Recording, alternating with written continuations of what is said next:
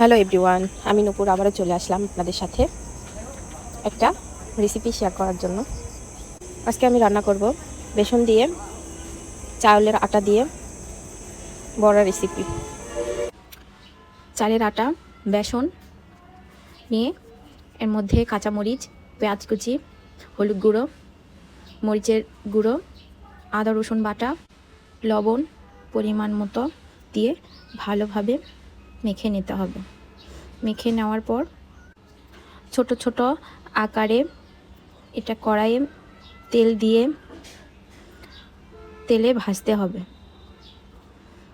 খেয়াল করে দেখবেন যেন পুড়ে না যায়, কারণ এটাতে বেসন মিক্সড করা আছে। আপনারা চাইলে বেসন স্কিপ করতে পারেন, আমি আজকে দিলাম। আপনারা চালের আটা দিয়ে এভাবে বানাতে পারেন, খুব মজা লাগে। এভাবে চালের আটা দিয়ে বড়া ভেজে খেয়ে দেখবেন, অনেক মজা লাগবে। Thank you so much for watching my video.